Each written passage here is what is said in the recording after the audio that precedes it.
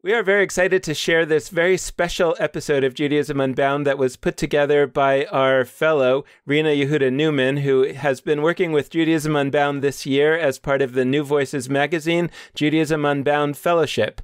We are really sad that this is the end of Rena Yehuda's fellowship year. We're excited that we're going to be able to introduce a new fellow in the weeks ahead, but this is a bittersweet time. Rena Yehuda has done an amazing job for us this year with all kinds of things that we've shared. And let's just jump right into this extraordinary piece of work that they've put together. Two Jews are shipwrecked on a tropical island. And they're there for some time. The rescue takes years. And, there's plenty of food and water available on the island, and they get bored. And so they start building things. And years later, when they're rescued, the rescue crew is amazed. These two Jews have built practically a whole city. So they ask for a tour. And the two Jews say, look, we built ourselves houses. We built a senior center for when we age. We built a grocery store to keep all of our food in. And the rescuers say, wow, and I see there's some beautiful buildings that have these Judaic designs on them. Can you tell us more about that? And the two Jews say, well, that's the synagogue I go to, that's the synagogue they go to, and that's the synagogue neither of us go to. My name is Rena Yehuda Newman. I use they, them pronouns, and I'm the New Voices Judaism Unbound Fellow for 2019. You're listening to Judaism Unbound. On this mini-episode, I'll be discussing a new concept I've been thinking about, born of conversations, philosophizing, and personal experience. I'm calling it Pluralism of Necessity. Today, we explore why those two shipwrecked Jews built a synagogue they'd never set foot in, and why we might choose or choose not to be in community with those who are right there in front of us. I want to start with a story. It's a warm evening, and my friend Lily and I are hanging out on the dock of the co-op that I live at in Madison, Wisconsin. We're catching up about our summers, our lives. Despite growing up at the same Reform synagogue in Evanston, just north of Chicago, going to preschool and Hebrew school together, our Jewish journeys have diverged pretty sharply. In 12th grade, bit by bit, I became a little more observant. These days, I observe Shabbat and holidays and run around campus with a yarmulke. In fact, in my final decision between schools, I ended up choosing University of Wisconsin, a massive state university, over a much smaller, quaint liberal arts school, because I knew that I was going to need more Jewish support than a tiny community without a rabbi could offer me. And as a non-binary, modern Orthodox-ish, post-denominational leftist, I was definitely going to need to cast a wide net. As soon as I got to campus, with some serious trepidation, I became a regular at Chabad and GEM, another Orthodox organization that serves Shabbos dinner and lunch every week. I'm not too involved with Hillel, but that's not the point here. Or maybe it's part of it, but we'll get back to that. For a campus that hypothetically serves 4,000 Jewish students, there aren't very many who are Shabbat observant. In fact, it's hard most weeks to get a minyan, Reform, conservative, or Chabad alike. I spend Shabbat with a small but dedicated group of Jews. We're an odd bunch and a little bit cliquey, but the rule is that if you show up 2 or 3 times in a row, you're in. It's a low bar. The main requirement is just that you have to want to be there. Lily, on the other hand, has steered clear of a lot of the organizations that I attend every week. She's a punk and jazz drummer, has a leather jacket with hand-sewn patches. Lily is insanely cool and Jewish, and despite my attempts to get her to come to a dinner at GEM or the after-party for Brangen hangout at Chabad, she doesn't want to stomach it. How is it that we grew up so similarly, but have found ourselves with such different attitudes towards forming Jewish community? I think it might have something to do with this idea of pluralism of necessity. I'll define it here. Pluralism of necessity. Noun. A community created not necessarily because all of the people in the community have a lot in common, ritually, politically, or otherwise, but because they don't have a lot of other options, and because they need each other. Here's some of my conversation with Lily.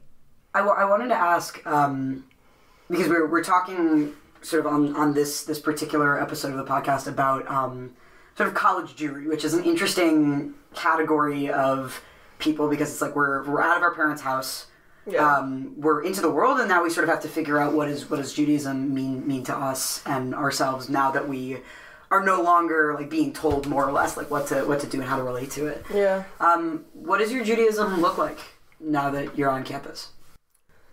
Yeah, I don't know. It's really not happening on campus for me. I wish it was, and I feel like maybe I could put more effort into like finding a Jewish community in Madison. Definitely could put more effort, but I also like haven't really felt connected to any of like the Jewish organizations on campus, and frankly, like when I want a Jewish community, I just like go home.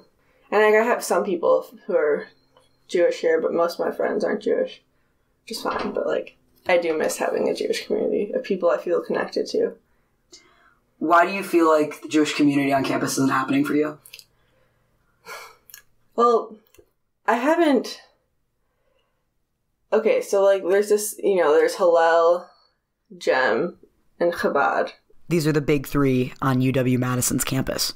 Okay, so, let's go through it. Lay it on me. She starts by talking about Hillel. It's just, like, this big, fancy building. Just, like, the building itself. I just don't like being in this big, like, multi-story, fancy building that you could tell is just, like, I don't know, they got a lot of funding, you could tell. And it just, like, it can feel superficial. That's one thing. I guess the one thing that's really hard for me about, like, Hillel is that they just have, like, birthright posters everywhere. As someone who's not a Zionist, it's like, I just don't want to be there. The presence of politics comes up a lot in our conversation. It's hard to go into a Jewish community center where they're just berating you with birthright posters.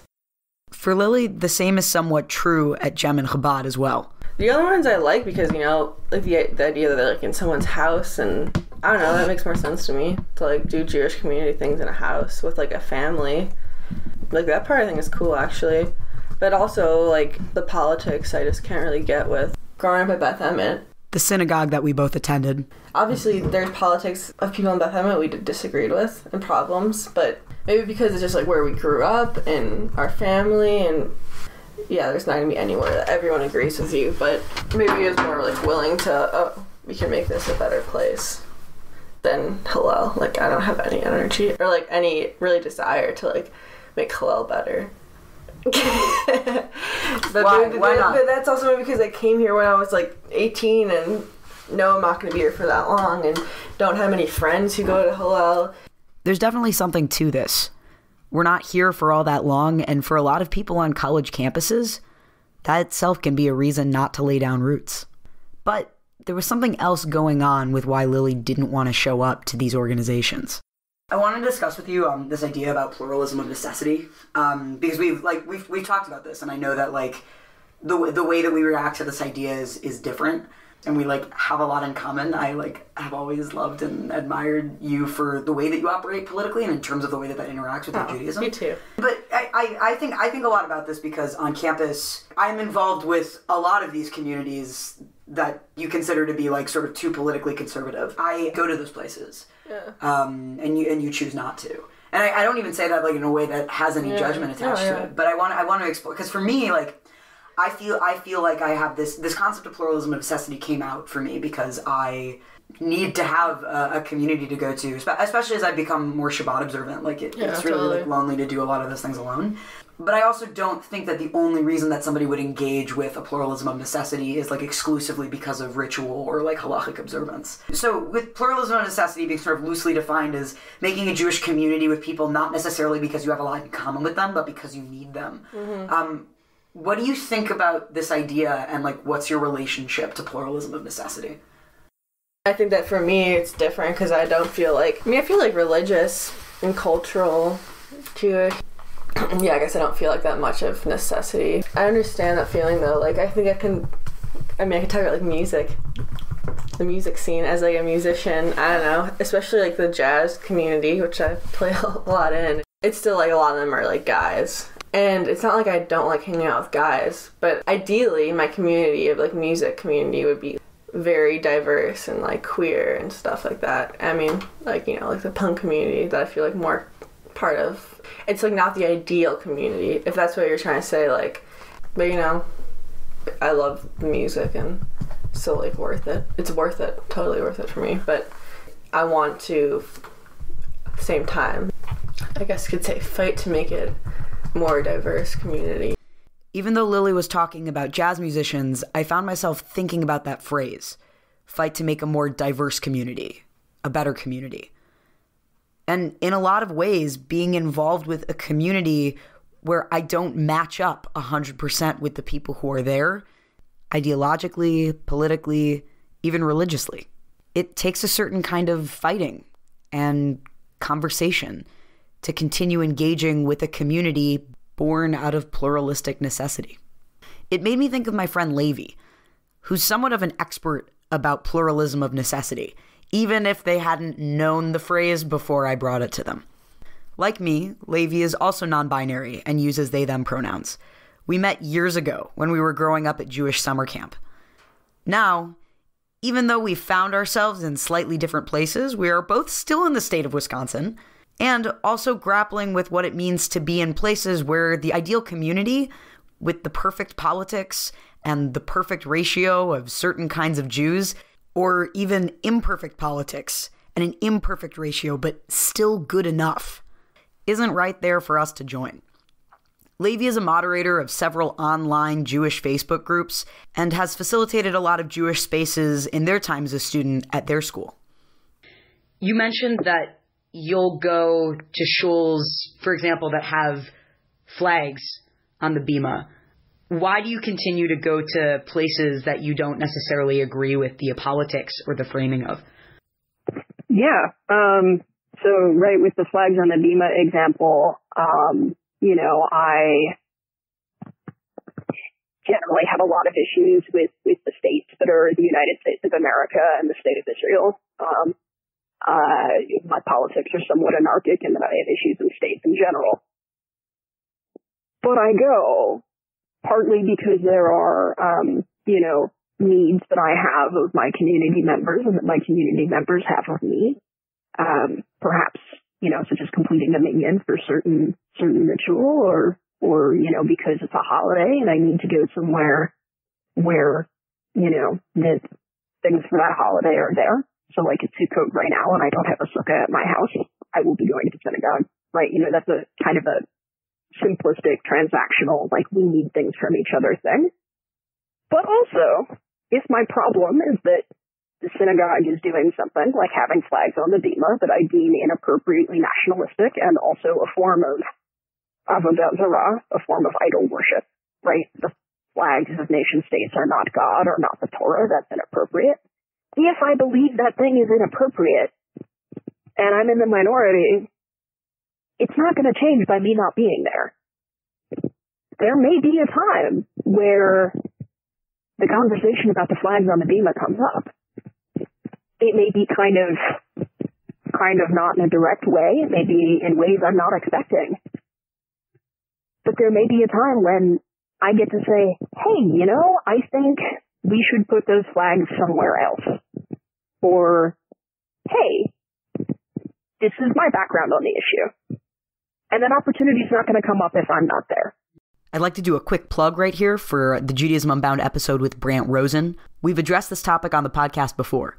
That episode is called A Synagogue Without Flags. It's a really great episode, and you can find a link to that episode on our website. Now, back to Levi. There are, people I know who maybe have similar politics to me, who have decided just not to be involved in any synagogue community because they don't live near one that agrees with their politics. In a lot of cases, there are other mitigating factors, such as the synagogue communities, have unaffordable dues or are discriminatory in other ways and what have you. Levi wanted me to clarify. These reasons, such as financial inaccessibility and other forms of discrimination, are really, really serious issues in a lot of synagogues. And for a lot of people, this is a fairly major reason why somebody might choose not to show up. There are certainly folks out there who would want to participate in a pluralism of necessity, but due to accessibility, whether financial or otherwise, aren't able to. But in some cases, it's a simple choice on the part of the person saying, I don't want to go to the synagogue because I don't agree. I can't. I'm not showing up. And that, means that they're not going to have those conversations with their synagogue about their values. And that means, I think it's a shame. I think when people are willing to go to some amount of discomfort to consider Jews who are different from them, that really important pluralistic communities can come from that. Levi and I started seriously raising the question of obligation. What does it take for someone to be able to overcome that sense of discomfort, which can range from minimal to very extreme, in order to become part of a Jewish community that isn't a perfect fit? As somebody who doesn't fit in with most of the communities that I end up davening with and being a part of, frankly, whenever I walk into a synagogue with a mechitza, a divider between men and women, as a non-binary person, I endure a lot of discomfort. But I still keep coming. I don't think that that's something that universally should be a standard. I don't know that everybody's cut out for it, and everyone really deserves to have a community where they feel safe and welcome. And for the most part, in a lot of the communities that I join, I do. But I wanted to investigate with Levi where exactly that obligation to endure discomfort was coming from, and if obligation is even the right word for it. I asked Levi to consider something called the B'nai Brak test. This was an idea that was brought by Yehuda Kurtzer. The basic premise of the test is that you ask someone, do you feel Jewishly connected, even to the people who you might consider to be on the fringes of the Am, on the fringes of the Jewish people? For some of us, that might be Jews who are living in B'nai Brak, a very, very Orthodox area in Israel. For others, their own sense of the B'nai Brak test might be asked to consider, do you feel Jewishly connected, even to a very, very assimilated and secular Jew? For different kinds of Jews, some other groups of Jews might be further towards the edges of the camp than others. Could it be that whether or not someone feels connected, even to the most extreme edges of the tribe, might be a factor in determining whether or not somebody would choose to engage in a pluralism of necessity?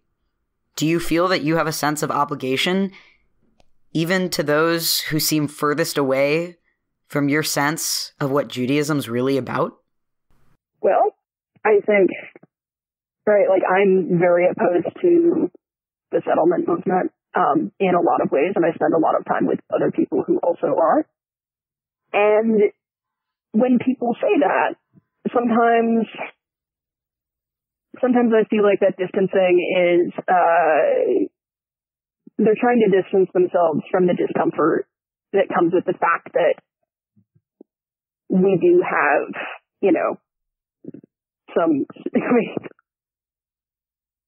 if we're all Jewish, saying that what they're doing is a perversion or not really Judaism is kind of is letting me off the hook in terms of, what are ways that my life or my values or my interactions with the Torah might, encourage violence or unjust actions, right? Because we all are connected with things that are connected with violence or unjust actions, right? Long story short, it feels like an overly simplistic and incorrect and unhelpful analysis to just decide that, what they're doing is not really Jewish. It absolves me of any responsibility to engage in, or to engage things in my own life that other Jews might disagree with. Here, I feel like Levi's making an incredibly strong case for why we should show up to communities even where it's difficult to. It makes me think about the concept of Kol Yisrael Aravim Ze Bazeh, or the idea that all Jews are responsible for each other.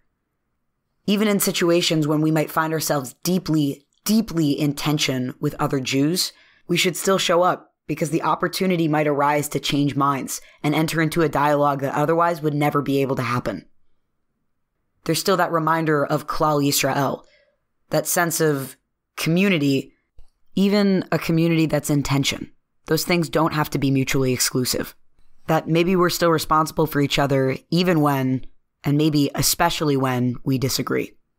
Though I think that generally I agree with Levi, that my ideal community is one in which all people feel that sense of communal obligation, it still doesn't help me answer the question of why might somebody feel that sense of obligation and another Jew might not? Where does it come from? I spoke with my friend Ariel, who holds both an Israeli and an American identity. We talked a bit about who holds this sense of obligation and who doesn't, how that might relate to pluralism of necessity, and why. I can imagine if you're growing up in the Gola, in the Galus.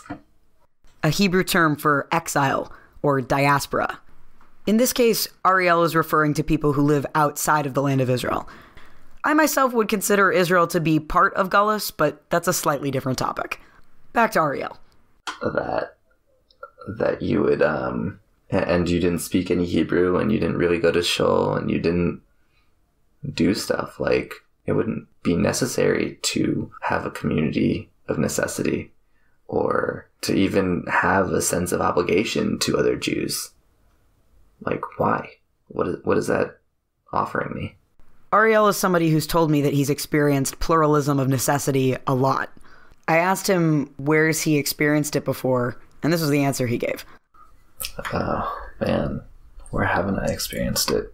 Most places I've experienced it. And his answer as to why he himself wanted to be involved with it had a lot to do with identity and sense of self. I would say that my core identity is Jewish before anything else. And as a result, I don't have community, really, when I'm in the States. Like, yes, I was born in the U.S., but the majority dominant culture never felt... I mean, I grew up in a very Jewish community, and I didn't really know many non-Jews growing up. And going between the States and Israel, I also, like... The one constant was that just about everybody I knew was Jewish. So for me, without being in relationship with a Jewish community, I find myself feeling very isolated and ungrounded. To me, that answer makes a lot of sense. There's one place where you feel at home. There's one identity that feels so salient to you that being able to be in community with other people like you comes before everything else, even if the other people who share that identity are not completely your cup of tea.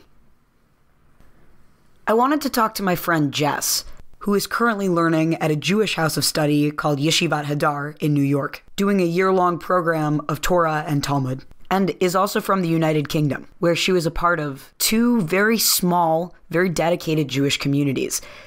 She had some theories as to the ways that pluralism of necessity shakes out and why people might choose to engage in it.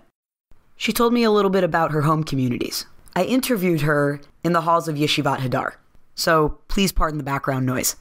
Yes, so I'm from the UK, where a lot of cities have very small Jewish communities, and I've seen different approaches to pluralism in my home city of Edinburgh and in Oxford. Jess talked to me about how her home communities tend to place a value on unity above other things, allowing people to fulfill ritual needs, such as saying Kaddish when somebody is in mourning. I asked her what might the reasons be that somebody would continue to show up. So far on the podcast, we've talked about a sense of obligation. We've talked about feelings of deeply rooted identity. I asked her if she thought ritual was a main reason why someone might show up.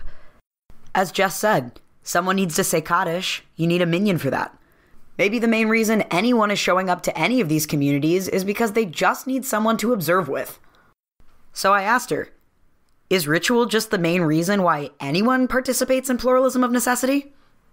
No, I don't think that's the only reason. And actually, I think the people who feel most religiously obligated are actually the least likely to engage in this, because they'll be least likely to compromise often on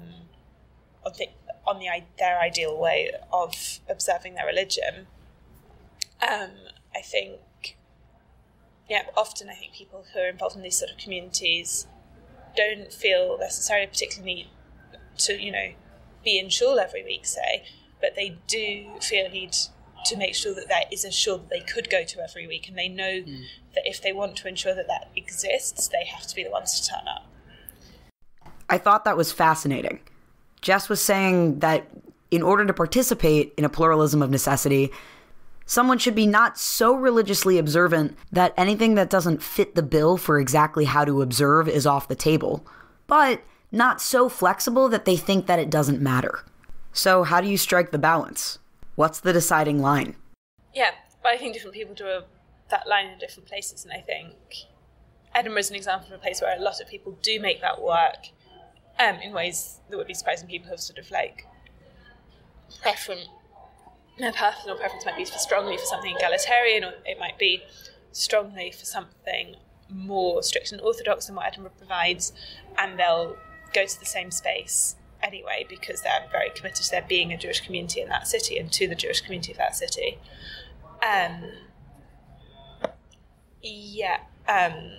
I think different people, I know people mainly from larger communities who are much less compromising on their practices. They, for example, would never daven in a non-egalitarian space. And I think people from very small communities don't have that mentality as much. They're much more aware of the limitations and the need to accommodate other people. Jess has gone from these small communities in the UK to the flourishing and plentiful world of New York, where there's just about every kind of Jewish community you could ask for. I wanted to know what the difference felt like. New York is very interesting because it means I'm interacting far more with people who have exactly the same outlook as I do, in a way that I find very unusual and haven't got used to yet. So I find myself not really having to compromise religiously and being around people who think the same as me. I think, which is, in some ways very nice and makes everything very easy, but I think you do lose that kind of richness and the diversity of outlooks that actually makes for a richer Judaism altogether. There's a kind of richness and texture that can only be found in places where there's a diversity of thought. And maybe something gets lost when we're only around others who are like-minded. I asked her, do you miss it?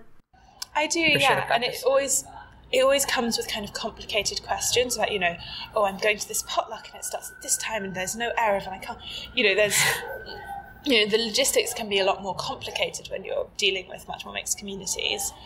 But I think it's worth it for the varied outlooks you get, and because it's actually really lovely to see people just come together to try and build something together despite having different views. I thought there was something really beautiful about that it's worth it just for the different perspectives and seeing people who get together to build something. I get really enticed by this idea that somehow we can build Jewish communities that are able to truly include everybody without discarding the tensions that come inherent to that kind of project. But as with all things, this is often easier said than done. Throughout building this podcast, I've been talking to a lot of different friends and voice noting a lot of people. I want to play for you some voice notes that I got from my friend Alona, who's currently spending a year in Germany. The Jewish community over there is small, and she's originally from a more rural part of Texas. She knows what small communities are like. But her voice notes really brought to life for me again how pluralism of necessity is a complicated thing, something that involves tensions that can be difficult to wrestle with, and frankly, not always that appealing. I think one of the things that's so fantastic about the Judaism I grew up in Texas was just the diversity of practices and family structures, that it was just normal. It was like, does your family eat pork? No. Does your family eat pork? Yes. Like, do you walk to shul on Shabbat? No. We drive, or no, we don't go at all. And we were all together. And I think I really miss that, that diversity of practice and ability to explore and kind of define for oneself and define for one's family what Judaism was going to look like, and still know that you could pray and go to Hebrew school with people who had a variety of Jewish identities and relationships to their Jewish identity. I think that's really beautiful about pluralism. And for some reason, in the Northeast, it seems so complicated to have pluralism. It seems like, isn't it just easier for everyone to go to their little independent Stiebels, or they're big synagogues that you pay a membership, and therefore it's like you belong in this community. It's your identity. You represent this synagogue to the other Jewish communities. Instead, in Texas, it was like you're Jewish and you're just representing Judaism to non-Jews. Like there wasn't this kind of animosity or tension that I experienced in the Northeast between different synagogues, like the competitiveness to get the most members or different things like that. I totally relate to that, especially the last part. For me in Madison, there is a bit of this feeling that it's us representing ourselves to the rest of the non-Jewish world. I mean, I'll never forget walking to synagogue on Yom Kippur when the holiday fell on one of UW's game days. There were people wearing red and black and white in all of the streets, and I just felt like I was walking so against the grain, dressed up in a full suit and my yarmulke. It's easy to feel like an outsider in a place like Madison, especially when you're observing something Jewish. It's not about I'm representing such and such kind or stripe of Judaism, but rather just being involved in Judaism itself makes me feel like I'm part of this counterculture, and that together, as different kinds of Jews, in a world and in a setting where being Jewish is not the norm, we're fighting back against something together, and that's why we need each other. But Alona reminds me that there are also really large benefits to being in community where things do fit, and there is an actual sense of like-mindedness. I also love the opportunities I've been given to be completely surrounded by the exact type of Judaism that I desire to practice. An entire vibrant community is full of people who practice Judaism extremely similar to me. And it's actually made it more difficult when I go back home or when I go to other smaller communities that aren't so exactly in alignment with the way I want to practice. So maybe the more niche you end up going, the more difficult it becomes to engage in pluralism of necessity. If you've really experienced a community where everything just fits, it might make it way harder to go back into the waters of a pluralism of necessity, which is the only thing that might be available to you in that given moment. About a week after these original voice notes, Alona messaged me again with something else that had been on her mind. Being in this small town in Germany has meant her having to go back to this place of pluralism of necessity, and it was causing her some pain. Hi, friend. I have no idea if you still need more thoughts on the pluralism of necessity, but I've been thinking about it more. And I feel like in the US context, we never talk about the pluralism of necessity around gender and what it actually means to create Jewish communities that are gender inclusive when living in spaces that are only Orthodox. And I'm kind of experiencing that right now with Germany, and knowing that I would really prefer a community that aligns with my ideologies around gender inclusion and Judaism, and the kind of representation of people of all genders in leadership and things like that. And the community that I'm living in for an entire year only sees men as fulfilling that role. And it's actually different than in the US, because I feel like in the US there's always like kind of, in modern Orthodox communities, there's still like a conversation to be had. And the community I'm in, it's not even a conversation. Like no one has thought of another way. And so in committing to my halakhic practice and wanting to participate in German and European Jewry, I inherently have to participate in parts of Judaism that make me upset or in pain in different ways. And so that feels like a pluralism of necessity, in that I don't really want to be participating in a Judaism where I'm like physically segregated by being put upstairs and far away from the other people who are competent in the prayers, and then also unable to be a leader or a fully contributing member in smaller daily things as well. And I wish I had a better way to understand what I'm participating in, but I guess pluralism of necessity actually doesn't apply here because no one is bending to be pluralist towards me or support me and my ideologies around Judaism and my interpretations of Jewish texts. They're actually my only choice if I want to participate in this community is to actually expand my own conceptions of pluralism to fit into their community. This is where things start to get messy. Alona brings up the point that maybe it's not really pluralism of necessity if other people aren't trying to expand their own ideas about Judaism, while somebody who's participating in the community might have to stretch a really long way in order to be present there. It makes pluralism of necessity seem like something that's actually really subjective. Maybe the community that I'm a part of in Madison, which I see as being very pluralistic of necessity, is something that Lily doesn't see as having the same attitude towards pluralism, not being wide enough for it to include her, for her to feel valued and loved there in the way that I do. Hearing about Alona's experience makes me compare pluralism with a sense of unity. Though pluralism and unity can go hand in hand, oftentimes a sense of communal unity, especially in terms of normative practice, can end up flattening out other things and demanding that people conform in ways that they might not be comfortable with. And in that case, pluralism is quashed. Maybe what distinguishes a rigid community that includes some people who are at the fringes, even begrudgingly, from an actual pluralism of necessity has to do with the way that everybody is participating. Everybody is simultaneously making room for each other while maintaining their own practices and their own philosophies.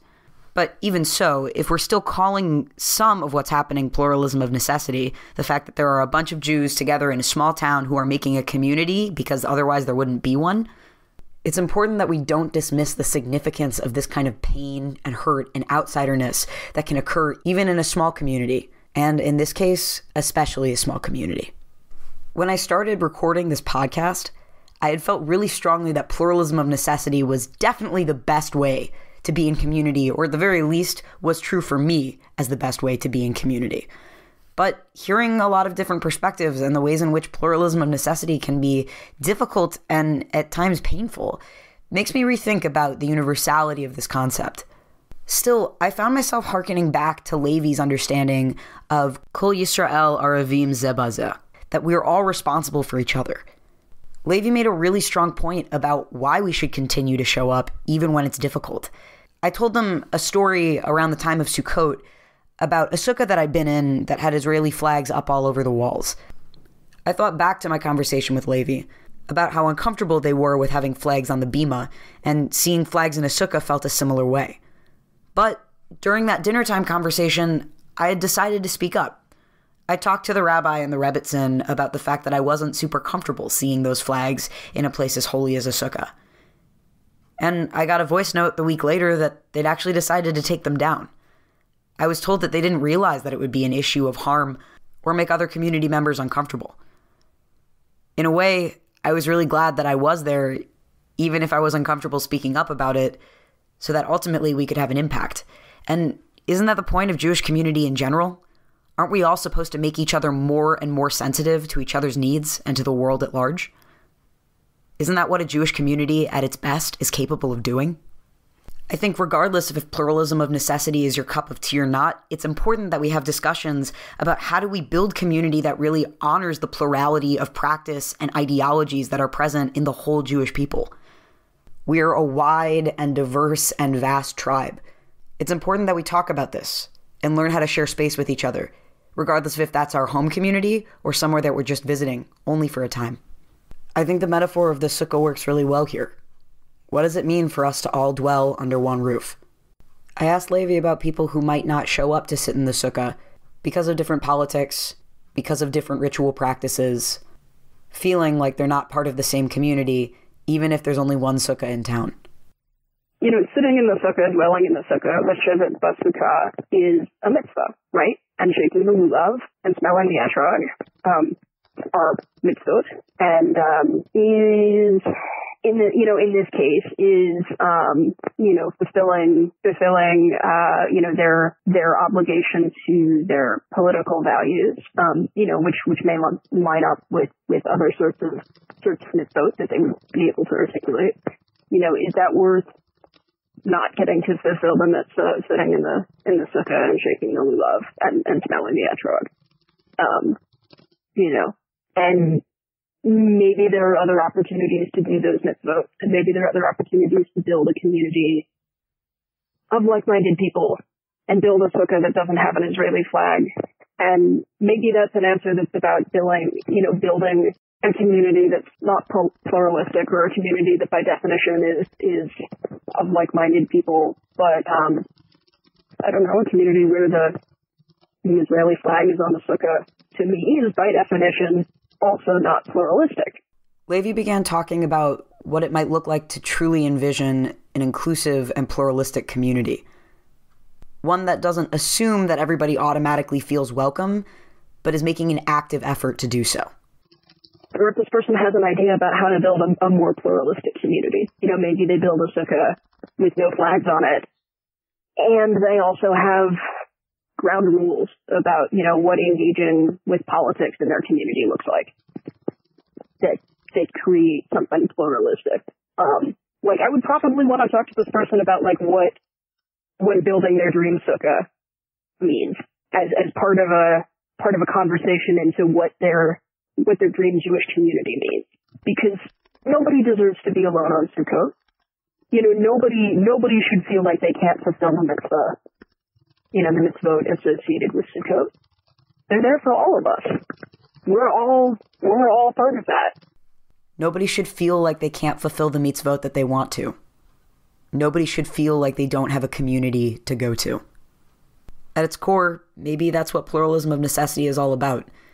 Being able to form communities where everybody can enter.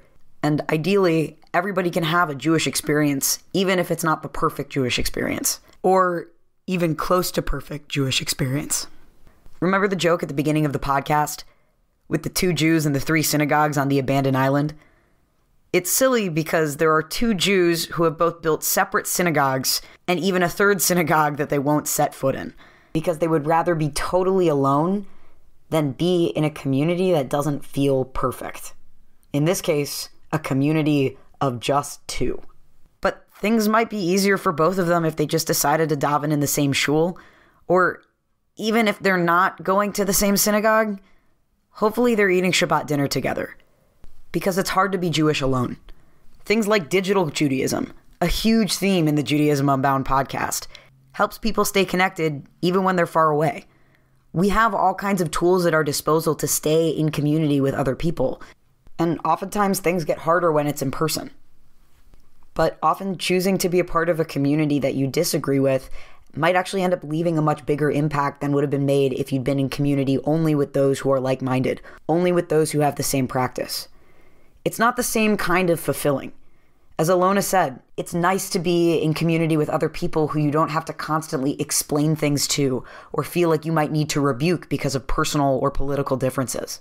But there's maybe a different kind of satisfaction that comes out of that tension, that comes out of working with other people to create something that's more and more ideal each time, even if it starts out from a place of dissonance. Back out on the dock with Lily, we talk about what it would be like to have that perfect community. And really, what does it come down to? In terms of not necessarily feeling comfortable, but safe and loved. It's about the hang, Yeah, it's about the hang. It's about the hang.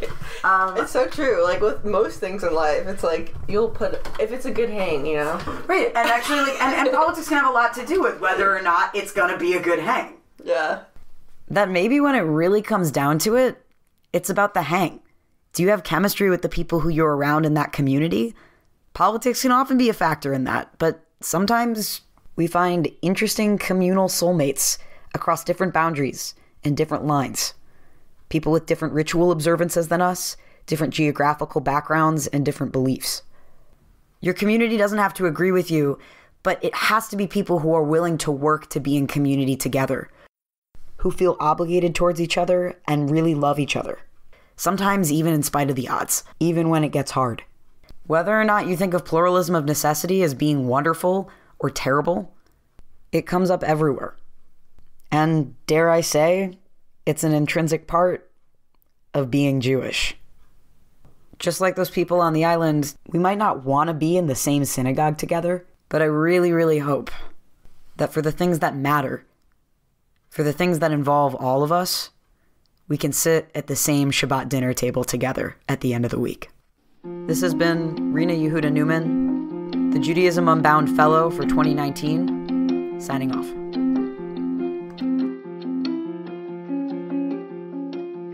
All right, so we're not at a Shabbat dinner table as we speak, but I love that close. I love what Rena Yehuda Newman just took us through. And I just want to echo what Dan said at the top, which is that Rena Yehuda has been an incredible fellow with us this entire year through New Voices magazine and through Judaism Unbound. And we're including links on our website to some of the work that they've done. Our Shavuot zine, which we'll be flagging in the future when that holiday rolls around. A lot of really wonderful work that Rena Yehuda has put in, both publicly in those big projects and also just little things on a week-to-week basis. So wanted to say thank you, and also wanted to say hi, because you're here with us. Hi, Rena Yehuda. Hi, Lex. Hi, Dan. It's so good to be here with you. Yeah. And so we wanted to do this because this bonus episode was pretty spectacular. I mean, in many ways, you went a number of layers beyond what we tend to do with podcasts. I mean, you sort of took a bunch of different interviews, mapped them all together, made this overarching story arc. It's really cool. And we also want to sort of debrief and get the DVD director's cut. DVDs, I'm dating myself, woo. But the director's cut from you and sort of hear, what transformed in you, what happened in you in creating this and in talking to all these folks, and also, selfishly for Dan and I to give some other pluralism of necessity thoughts. But Rena Yehuda, take us through this. How was this this journey for you? So making this podcast was a really exciting opportunity for me to explore and turn this concept of pluralism of necessity.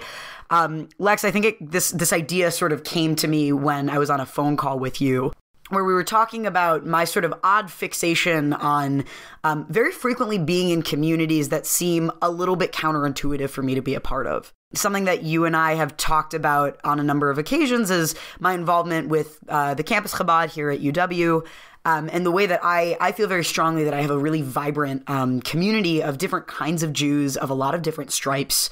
That it's a community of people who grew up Reform and conservative, and a handful of people from like the Frum community in Milwaukee, and then some folks who grew up totally secular and in families celebrating both Hanukkah and Christmas. Like all kinds of people are people who I would like proudly count as being part of my Shabbos squad, like the group of people who I pretty regularly observe Shabbat with, and not all of whom might consider themselves Shabbat observant. So creating this podcast was a way for me to think about, why do I feel so at home in this particular environment? What are some of the pros and cons of having these spaces where everybody is together, not necessarily because we all observe the same way or practice the same way, but because there's a sense of need. And really thinking about what does that sense of need actually look like for different people, and realizing that actually the reasons why I might continue to show up to this space are really quite different from the reason why a lot of my peers do. And then as this the podcast idea was sort of formulating in my head, Lex, you were really pushing me to begin exploring why some people show up and then why some people definitely don't show up. And I think that the Judaism Unbound angle on this, for me, was the struggle between my own bias, which I think definitely comes across in the podcast, which is that there's actually something extraordinary about putting yourself in community where it doesn't always feel like a great fit, but everybody there is still dedicated to being there. And also wrestling with the very important realities that people face of not feeling comfortable or safe in certain communities. People have really legitimate reasons as to why they wouldn't want to expose themselves to something like pluralism of necessity, which I think for a lot of people actually sounds completely unsavory and a little bit ridiculous. And so sort of navigating, what I've really enjoyed about this is I think it's softened me up in certain ways. I've become a little bit less proselytizing in some ways about thinking that this is really for everybody. But at the same time, I think it's strengthened some of the reasons why I see it as being a good thing. I think my friend Levi articulates it pretty well, talking about what it means to show up, because the opportunity to change somebody's mind or actually deepen a connection with somebody that otherwise wouldn't be possible in a setting that isn't Jewish will never present itself if you don't show up. I think there's a lot of pieces of that are really right and capture some of the strengths of the episode. I mean, for me, what I liked is I heard a rabbi of mine once asked me to find in like some story of the Bible. I actually don't remember what story, but it was like, what part of, I'm going to make this up, but like what part of you can you see in Rachel? What part of you can you see in Jacob? What part of you can you see in Leah? And what part of you can you see in God? And what part of you can you see in Esau? And like all of the good guys, bad guys, everybody, like it was this intense effort to try and see yourself in everybody. And I found myself doing that with Lily, with Levi, with Alona, with, I'm missing one or two names, but with all of the people that were incorporated. That said, I think I saw the most of myself in Lily right towards the top, which is maybe a little ironic because I'm sort of deeply in it in Jewish communal life in many measurable ways. And Lily was talking about how she's not. But I found that what she said at one point was that like, or at least what I felt in her is that she felt more of a need, to use that word necessity, like more of a need to be connected to like her musical community, the folks that she plays music with on campus, than she did to her Jewish community.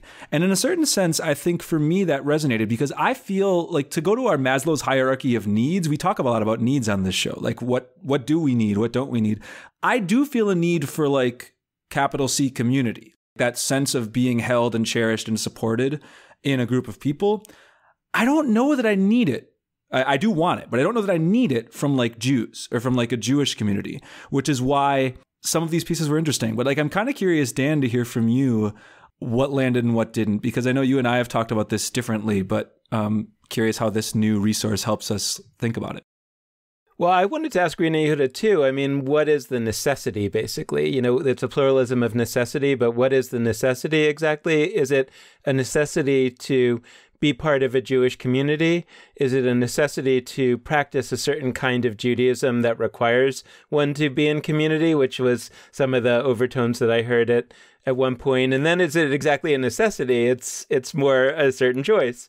And you know, that's the question that I'm still trying to kind of wrap my mind around and think about, because I agree with Lex when he's saying that I do have a need for community, but I'm not sure that I have a need for Jewish community, right? It's much more important to me to have a Judaism of meaning than to have a Judaism of community. And if I can find meaning in a way, if I find meaning in Judaism in a way that puts me at odds with the community, which I think it often does, then I'm okay with that and I'll get my community somewhere else. And, you know, that's kind of was one of my questions, because I also feel like sometimes I have a necessity that leads in the opposite direction of pluralism, which is that, you know, I worry that when we talk about pluralism of necessity, we're often talking about doing it on the terms of, let's say, those who are least willing to compromise.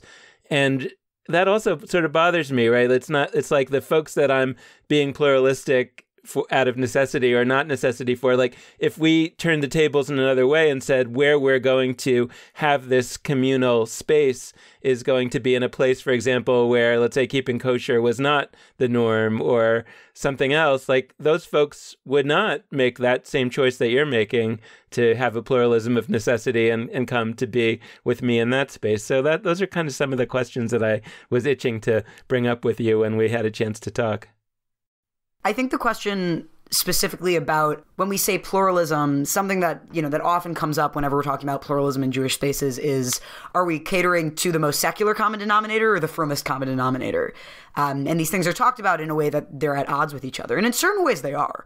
But if people are actually dedicated to being in the same space in a certain way, and I think that this actually requires that we place a very high value on community, being willing to say, for example, that I am Shabbat observant and I will not use technology on Shabbat.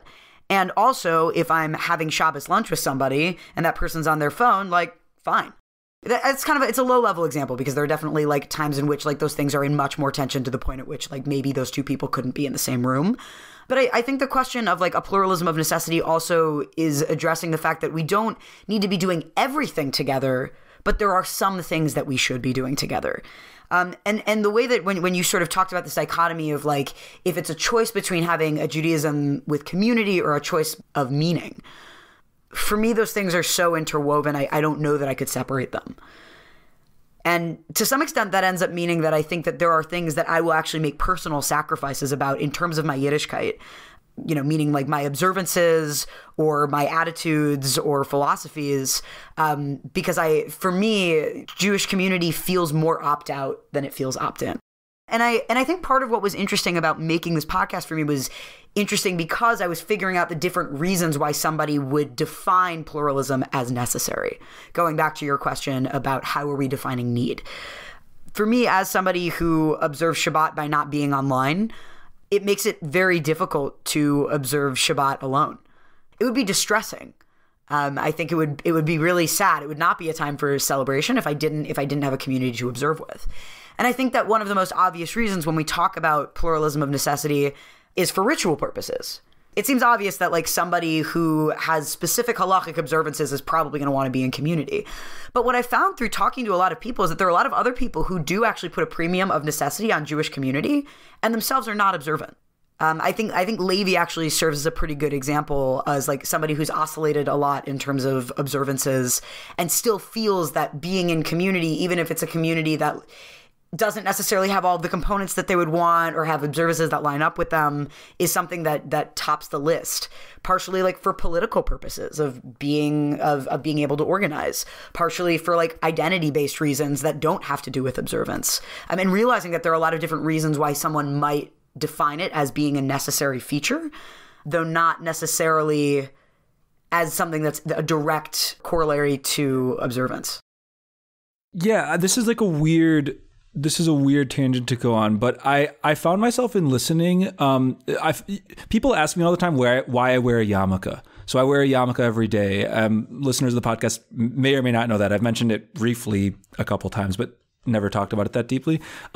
And I learned a lot about myself because I don't always know why I feel the need to do this, but something deep in me was like triggered positively at some moments and negatively at other moments, where I realized I actually strongly don't feel part of certain groups of Jews.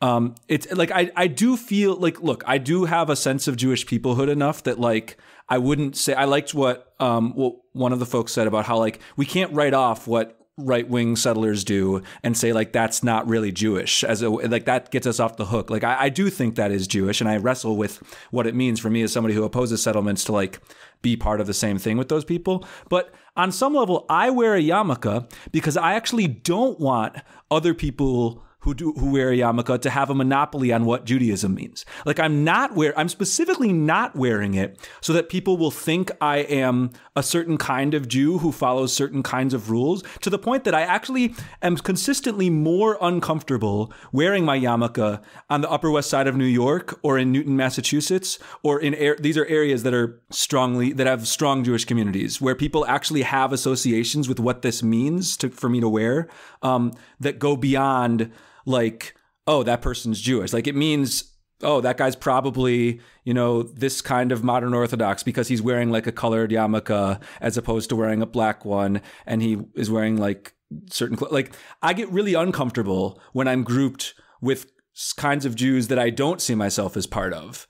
And I'm in a sense trying to say like, this is mine to define. It's actually not theirs. And so it's like a deep part of me that doesn't want to opt in to other people's definitions. My response to the Sukkot thing about how Levi is like, even though I have issues with, even though I'm an anarchist, even though I have issues with states, to quote them, I'm going to go. Like, to me, it's like, that's precisely the moment to not go.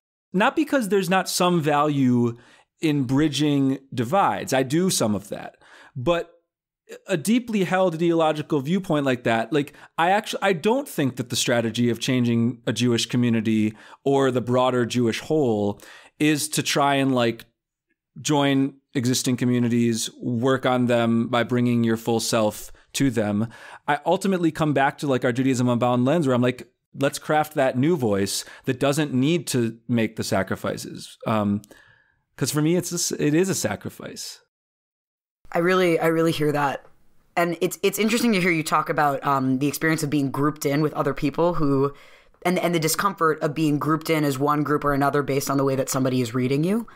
That's an experience I have every day with my gender. And my yarmulke certainly, Lex, like you, every day I wear a yarmulke and have for the last about 4 years. It's an experience I'm fairly familiar with. People group me based on the way that I'm being perceived as a man or a woman, et cetera, et cetera. And on one hand, I genuinely think it's unavoidable. The way that we walk through the world, and part of the reason why I've made the claim in many arguments and conversations I've had, especially in Orthodox circles, that transness and Judaism actually have a lot of overlap.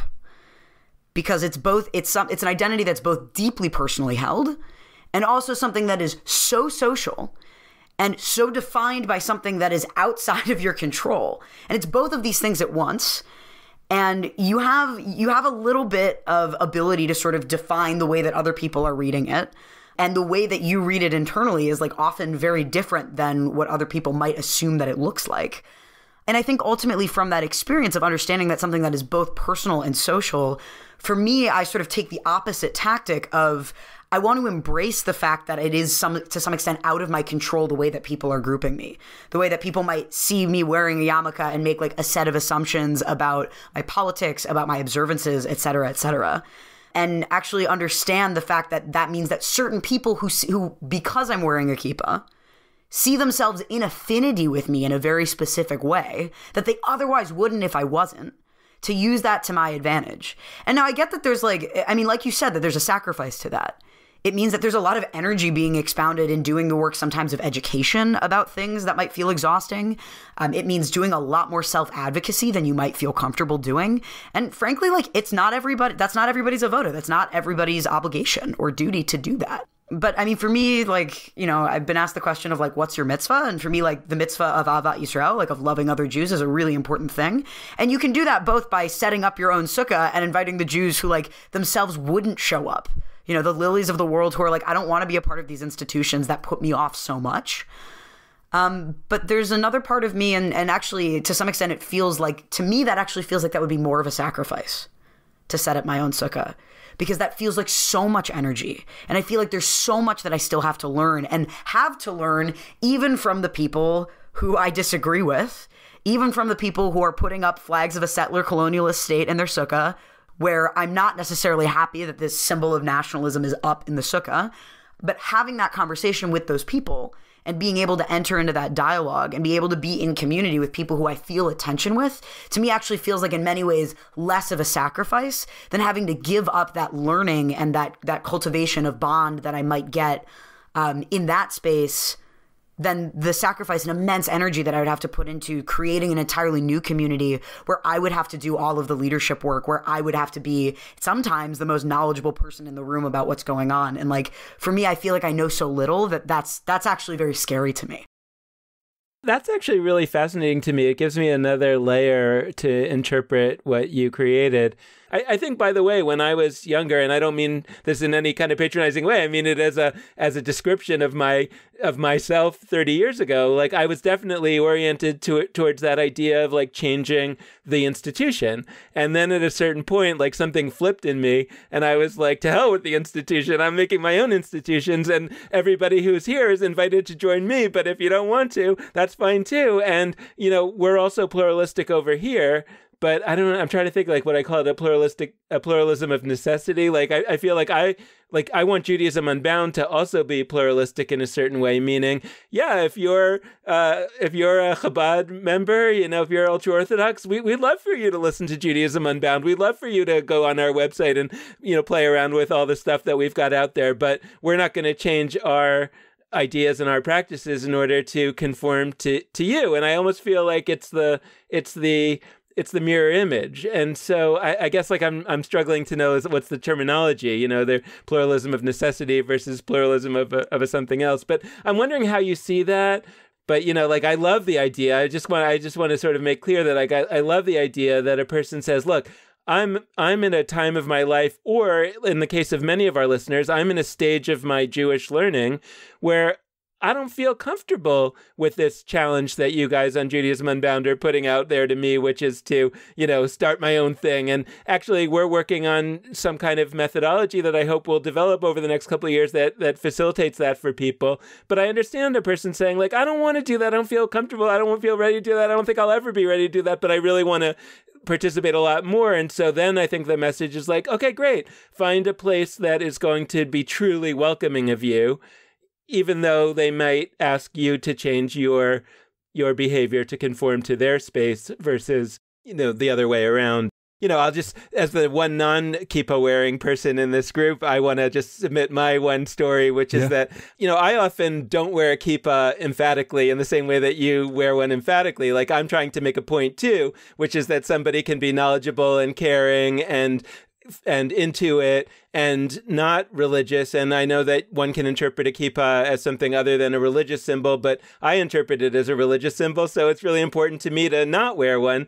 And then, I came into the synagogue as like this secular Jew that was there to speak about secular Judaism, right? And I was asked to put on a kippah, because that was the expectation of that synagogue. And I felt like in that moment, like, wow, this is really not my space, because not only is it a place where everybody's asked to put on a kippah, but it's a place where I'm specifically asked to put on a kippah, even though I'm here as the secular speaker. I'm sort of thinking about my takeaways. And first off, I don't think I've figured them out yet, even as I've listened to, some drafts of this and then the final version and now talking to you. I think what's beautiful about this is we're going to keep on coming back to it moving forward. I anticipate this being one of our, when we're talking to some guest in 30 episodes, we're going to flash to this, which excites me. For me, you and I have talked about language of thresholds. So often we frame things as either ors, as like either, I do feel a pluralism of necessity, or I don't. But for me, it really comes down to like, at what point of sacrifice, like personal sacrifice, ideological sacrifice, moral sacrifice, whatever, at what point of that am I, Lex, going to no longer feel comfortable being an active part of X, Y, or Z space? And I think all of us has that question. And for me, it's just a question of how we answer it along sort of political axes. To what extent are we willing to disagree with a place's political orientation while still being part of it or attending it? This might be a different answer if you're like a leader of it versus just an attendee of it. Then there's sort of the ritual question, like, the kippah point that Dan just brought up, like, to what extent are you willing to sacrifice your own ritual orientation to meet a place? And I want to throw out just an analogy that may or may not work. I was watching a pole vaulter recently. I was watching a slow motion video of a pole vaulter. And if you watch a slow motion video of a pole vaulter, which I'm sure everybody does every day, no, they don't, but they put the pole into the ground and it bends. Like, it bends an unbelievable amount. So it's people with immense muscle strength sticking a huge pole into the ground, and it bends like almost horizontal. And then they thrust themselves over a threshold. They thrust themselves over a bar. Sometimes they hit the bar. Sometimes they're not able to get over that barrier. And my question is, like, how much are we willing to bet? Because you have to really bend that pole. So you have to have a muscle strength, which I'm going to analogize to like a willingness to put yourself on the line, like a willingness to sort of, or maybe that feeling of necessity that like, I even am going to bother to try this at all. So that's like the muscle strength of like really staking your pole in the ground. And then you have to be willing to bend X, Y, or Z amount in order to actually get over whatever threshold. So I can hop my way over a 3-foot barrier. I might not be able to pole vault over an 11-foot barrier. And so what that 11-foot barrier is for me, it's going to depend on my own political orientation, my ritual orientation, whatever. But I wanted to throw that out there as like a question of threshold, as opposed to like, I do or don't feel any sort of necessity at all. I like the pole vaulting analogy. Very on brand. For me, more than the show, yeah. Right. I think something to add to the question about how far back are you willing to bend is also how much are you getting out of it when you release the pole, and how far does it take you? Because something I was asked a question this summer about what does your ideal Jewish community look like? And I found myself really struggling to answer the question, not because I didn't have a vision for it, but because for me, the ideal Jewish community out of principle can't exist. For me, what actually, and this is something that I'm realizing, especially as I've done this podcast and I've been asking all these questions of all of these people, I'm realizing is something that is maybe a little bit more unusual and is in some ways more or less unique to my orientation in the world. My ideal community is actually a place where I am uncomfortable. And not so uncomfortable that it feels bad, but a place where not everything feels perfect. And a place where I simultaneously feel welcomed and loved and like I matter for the community to exist. And also a place that is constantly challenging to me. A place where we are not actually all on the same page about what our Jewish practice should look like, about what our politics are, et cetera, et cetera. Because for me, actually, part of the joy of being in Jewish community is the experience of that tension.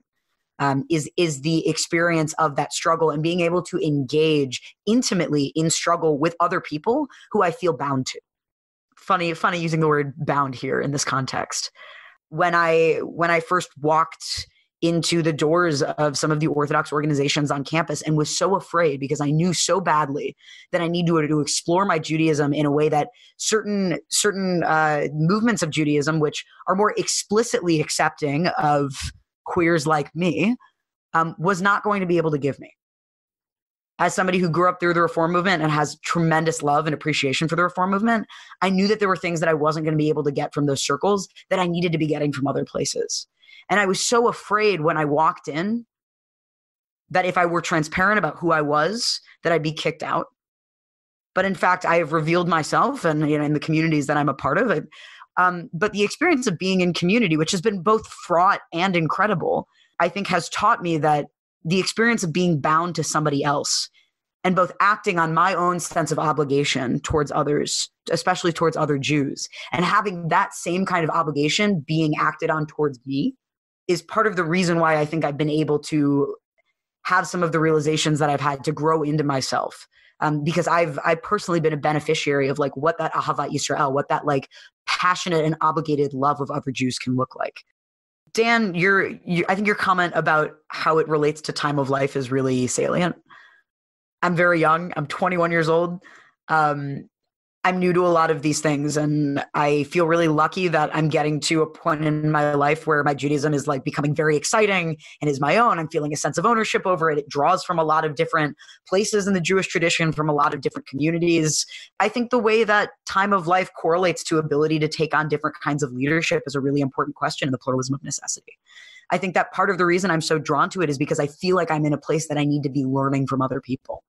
Some people at my age feel like they want to go off and start their own tribe and create their own Shabbos dinner tables. I mean, I think the Judaism on Our Own Terms conference is like an amazing example of that.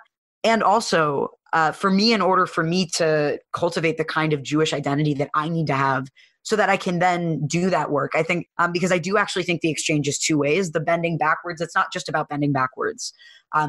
Because I think that the communities that I'm in benefit from having me there just as much as I benefit from being there. And that sense of mutuality is really important. But for me, it's really about the experience of learning so that I can take that learning and I can learn my own Torah, and then I can bring that Torah to other places. The sort of mutual cultivation of Torah, I feel like for me is actually what the stakes are of pluralism of necessity and why I think I care about it so much. We're going to close this out. I just want to say that I edit people's voices all the time. I'm the one who edits our episodes. And you can hear in someone's voice when they're giving their Torah, when it's like their deep Torah. It's like something unquantifiable that like you can't not pay attention to that voice. And the way you just spoke is your Torah. So Rena Yehuda, just thank you so much for your work on this particular project. To everybody out there who hasn't engaged with Shavuot Unbound zine, with all of the show notes that Rena Yehuda did with no name attached to them, with all of the work that has happened this year, pay attention to where Rena Yehuda ends up, wherever it is, within communities, starting up new communities, whatever the path is, it's going to be a good one. So we're going to close out the episode on that note, and Rena Yehuda is going to say the last words of this episode. Wait, but first, Lex and Dan, it's been such an honor to get to work with both of you. Your brilliance is unparalleled, and I am so grateful to have the chance to learn from both of you and to be a part of this podcast. So thank you so much. And one more thank you to all of you out there listening. We really appreciate you tuning into this special bonus edition of the podcast. We hope that you'll head to our Judaism Unbound website and find the show notes for this Pluralism of Necessity special bonus episode. Rena Yehuda came up with some really great questions for consideration, and you can learn more about them with their bio there. To close it out, Rena Yehuda has some words. And with that, this has been Judaism Unbound.